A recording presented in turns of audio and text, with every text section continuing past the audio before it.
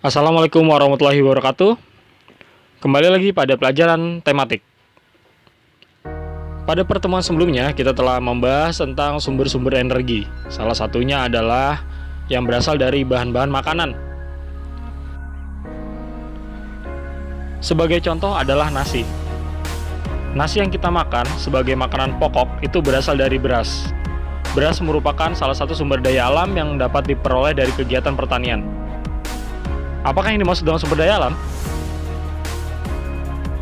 Sumber daya alam adalah segala sesuatu yang muncul secara alami yang dapat dimanfaatkan oleh manusia untuk mencukupi segala kebutuhan hidupnya. Berdasarkan ketersediaannya, sumber daya alam terbagi dalam 3 kelompok besar, yaitu sumber daya alam kekal, sumber daya alam yang dapat diperbarui, dan sumber daya alam yang tidak dapat diperbarui. Oke, kita akan bahas satu persatu. Kita mulai dari sumber daya alam kekal. Sumber daya alam kekal adalah sumber daya alam yang tidak akan habis karena selalu tersedia dan dapat digunakan sebanyak-banyaknya. Contohnya adalah cahaya matahari, angin, dan juga air. Selanjutnya adalah sumber daya alam yang dapat diperbarui. Sumber daya alam yang dapat diperbarui adalah sumber daya alam yang dapat diusahakan kembali keberadaannya jika habis. Sumber daya alam ini dapat terus-menerus dimanfaatkan. Contohnya adalah tumbuhan dan juga hewan. Tumbuhan termasuk sumber daya alam yang dapat diperbarui. Tumbuhan dapat diperbarui antara lain dengan cara ditanam bijinya. Biji yang ditanam akan tumbuh menjadi tanaman dewasa. Selain tumbuhan, hewan juga termasuk sumber daya alam yang dapat diperbarui. Karena memang ketika hewan itu dimanfaatkan, jumlah hewan itu akan berkurang. Namun, melalui proses pengembangbiakan, jumlah hewan tersebut dapat dikembalikan dan juga dapat bertambah. Dan yang ketiga, sumber daya alam yang tidak dapat diperbarui. Sumber daya alam yang tidak dapat diperbarui adalah sumber daya alam yang dapat habis jika digunakan terus-menerus. Sumber daya alam ini jumlahnya terbatas dan tidak dapat dipulihkan. Contoh sumber daya alam yang tidak dapat diperbarui adalah minyak bumi, batu bara, dan barang tambang.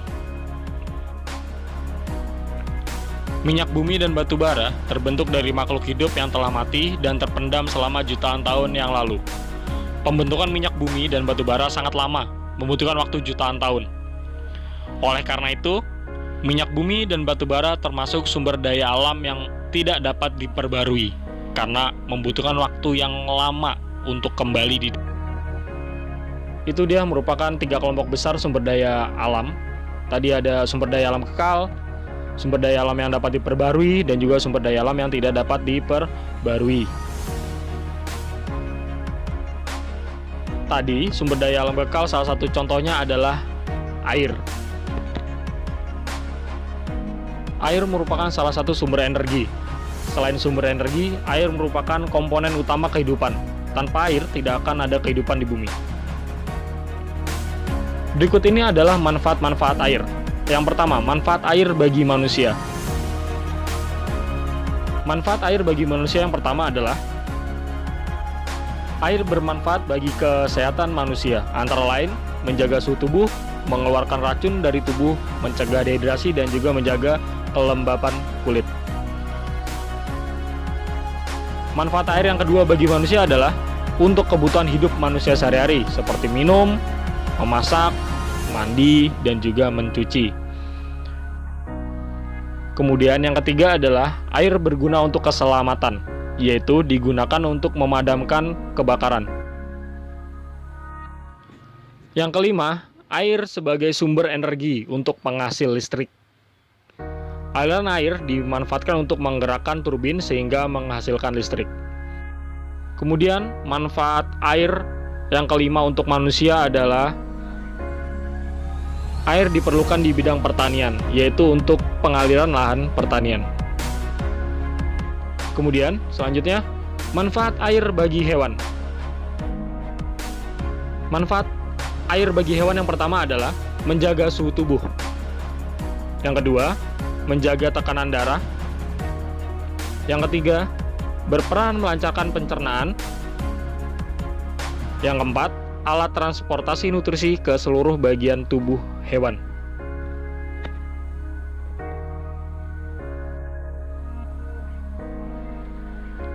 Selanjutnya adalah manfaat air bagi tumbuhan. Air juga merupakan komponen penting bagi kehidupan tumbuhan. Manfaat pertama air bagi tumbuhan adalah melarutkan zat-zat hara dalam tanah sebelum diserap akar. Yang kedua adalah salah satu bahan baku proses fotosintesis. Fotosintesis akan menghasilkan zat-zat penting baik bagi tumbuhan itu sendiri maupun bagi seluruh makhluk hidup di bumi. Manfaat yang ketiga adalah air mengatur tekanan pada sel tumbuhan sehingga mengatur membuka dan menutupnya mulut daun atau disebut juga dengan stomata. Dan yang keempat adalah menjaga agar suhu dalam tubuh tumbuhan tetap.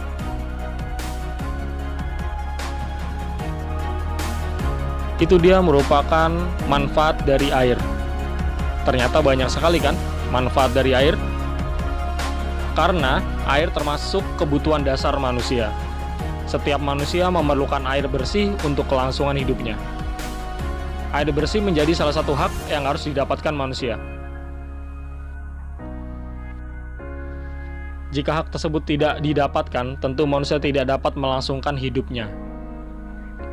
Meskipun air termasuk sumber daya alam yang kekal, tetapi jika tidak dijaga kelestariannya, lama-kelamaan air bisa juga berkurang. Oleh karena itu, kita memiliki kewajiban untuk menjaga kelestarian air. Selain melaksanakan kewajiban, menjaga kelestarian air juga merupakan bentuk syukur kita kepada Tuhan atas anugerah air. Sebagai manusia, kita juga berhak untuk mendapatkan air bersih, tetapi kita juga harus berkewajiban untuk menjaga air bersih itu. Kita sering mendengar kata hak dan juga kewajiban dalam kehidupan sehari-hari. Memangnya apa sih hak dan kewajiban itu? Oke, mari kita bahas. Hak itu apa sih? Bukan hak ini ya yang Mister maksud ya. Hak adalah segala sesuatu yang harus didapatkan oleh setiap orang yang telah ada sejak lahir, bahkan sebelum lahir. Contohnya, yang pertama, setiap warga negara bebas untuk memilih, memeluk, dan menjalankan agama serta kepercayaan masing-masing yang dipercayai. Yang kedua, setiap warga negara berhak memperoleh pendidikan dan pengajaran. Yang ketiga, setiap warga negara berhak memanfaatkan sumber daya alam untuk memenuhi kebutuhannya.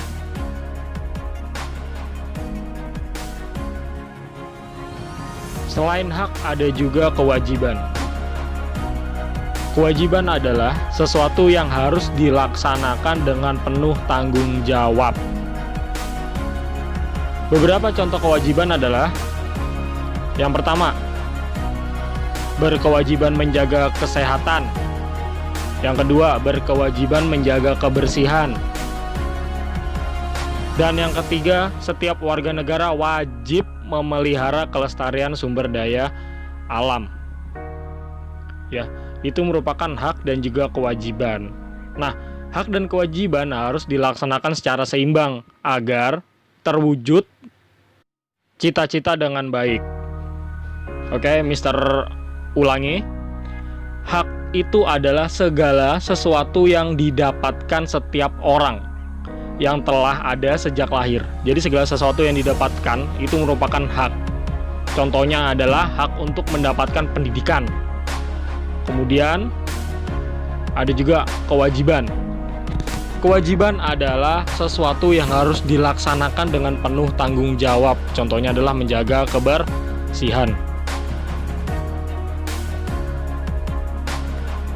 Oke, itu dia materi tematik kita pada hari ini. Saya Hamdalah. Alhamdulillahirrabbilalamin. Wassalamualaikum warahmatullahi wabarakatuh.